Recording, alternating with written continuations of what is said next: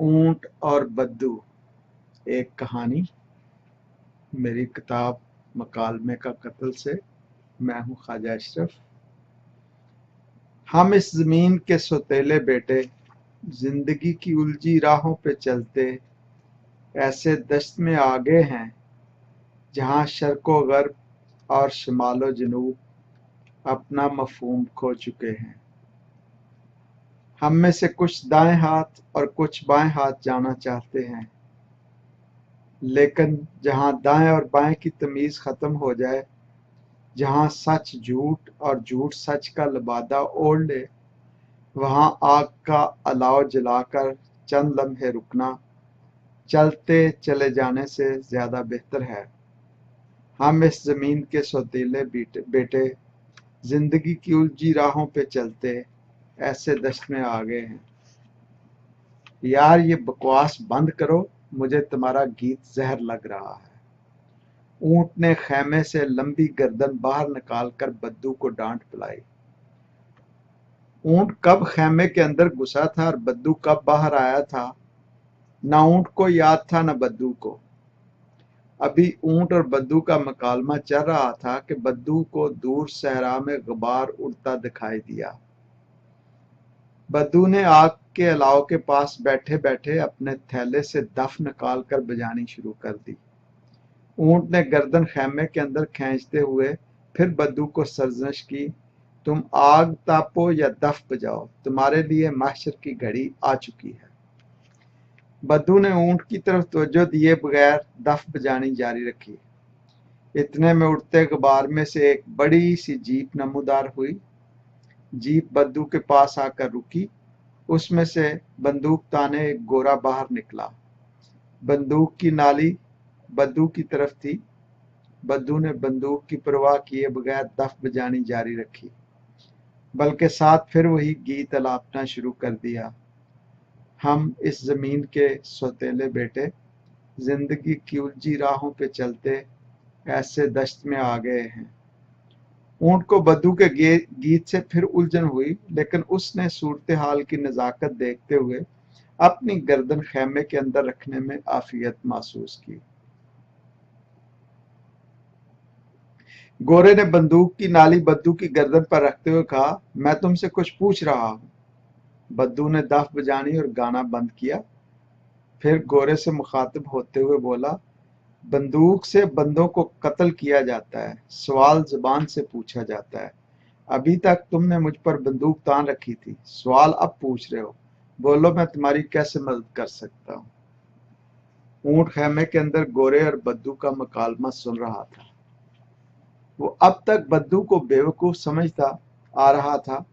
गोरे के साथ बद्दू का मकालमा सुनकर उसे बेख्तियार बद्दू पर प्यार आया। उसे जिंदगी में पहली बार बद्दू अच्छा लगा।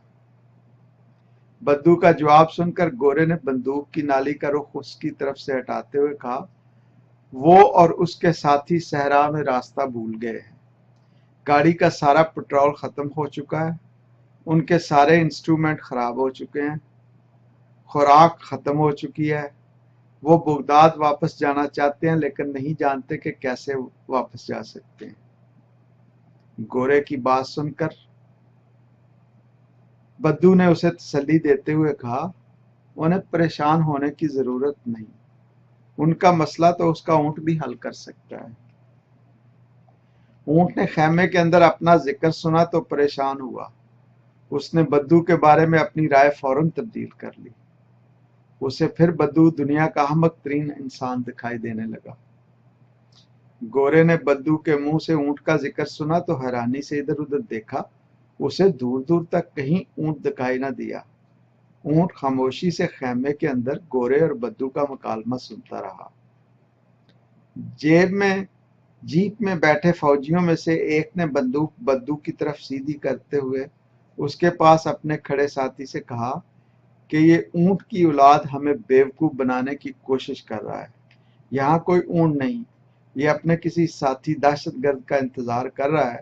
इससे पहले कि इसके दहशतगर्द साथी यहाँ पहुंचे, हमें इसकी खोपड़ी उड़ा देनी चाहिए।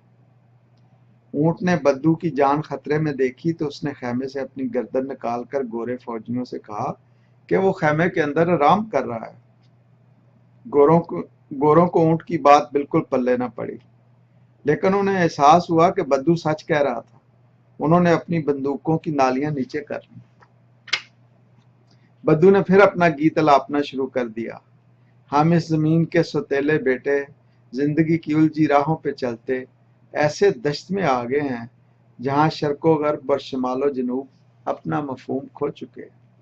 पहले बद्दू के गीत पर सिर्फ ऊंट नाराज हो रहा था, अब उसके पास खड़े गोरे सिपाही ने दोबारा अपनी बंदूक की नाली बद्दू की खोपड़ी की तरफ सीधी की और उसे हुक्म दिया कि वो अपना बेहुदा गीत बंद करे, वरना वो उसकी खोपड़ी उड़ा देगा।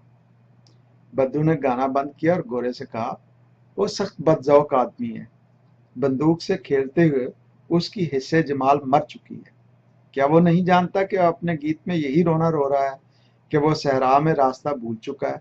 उसका ऊंट उसकी आखिरी उम्मीद है, लेकिन ऊंट ने आगे चलने से इनकार कर दिया, बल्कि उसने उसे खेमे से बाहर निकाल दिया और खुद उसके खेमे पर कब्जा कर लिया। उसने रात इस अलाव के पास बैठकर गुजारी है, जबकि ऊंट खेमे में आराम कर रहा है। गोरे ने बद्दू की बात सुनकर अपनी बंदूक की नाली फिर नीचे कर ली। वो समझ नहीं पा रहा था कि वो बद्दू के साथ क्या सलूक करे। वो और उसके साथी कई दिन से सहरा में भटक रहे थे। उनका खाने पीने का सारा सामान खत्म हो चुका था। सिमत नमाई और सदाई राब्ते के सारे हालात खराब हो चुके थे। जीप में चंद गैलन पेट्रोल बाकी था। अभी तक उनको बचाने वाली कोई टीम भी सहरा में उन तक नहीं पहुंची थी। ये अकेला बद्दू और उसका ऊंट था, जो उन्हें कई दिनों तक सहरा में भटकने के दौरान दिखाई दिया था। उसे मारकर वो उम्मीद की आखिरी किरण भी गुल नहीं करना चाहते थे। ऊंट खेमे के अंदर बद्दू और गोरे की परेशान हाली पर खुश हो रहा था। वो दोनों से बेजार था। बद्दू और उसके आबाओ-अजदाद हजारों सालों से उससे सहरा में बेगार ले रहे थे। गोरों ने पूरी दुनिया का सुकून तबाह कर दिया था। ये ऐसी अजीब इंसानी नस्ल थी जो ना इस तौर खुश थी ना उस तौर। ये सहराओं को समंदर और समंदरों का सहरा बनाना चाहते थे, आबादियों को वीरान और वीरानों को आबाद करना चाहते थे। ऊंट खेमे में बैठा ये सब सोच रहा था। उधर जीप में बैठे गोरों का भूख से बुरा हाल हो रहा था। कई दिनों से उनके मुंह में खुराक का एक नवाला तक नहीं गया था। अपने साथी और बद्दू के बाहमी मुकालमे से बेजार उन्होंने एक दूसरे की तरफ देखा, फिर आंखों ही आंखों में कुछ फैसला करके जीप से उतरे। ऊंट ने उनके कदमों की आहट से अंदाजा लगाया कि वो खेमे की तरफ आ रहे हैं। उसने खेमे से निकलकर भागना चाहा, लेकिन गोरों में से एक ने 2 फायर किए, एक ऊंट के दिल पर और दूसरा गर्दन पर। ऊंट बिलबिलाता हुआ गिरा और वहीं ढेर हो गया। गोरों ने चाकुओं से ऊंट का गोश्त काटकर अलाव पर भूनकर खाना शुरू कर दिया। बद्दू खामोशी से उन्हें ऊंट का गोश्त भूनते और खाते देखता रहा। गोरों ने उसे भी ऊंट का गोश्त पेश किया, लेकिन उसने गोश्त खाने से इनकार कर दिया। उसे अपने ऊंट की हलाकत का अफसोस था, लेकिन वो मसल्ला गोरों के खिलाफ कुछ नहीं कर सकता था।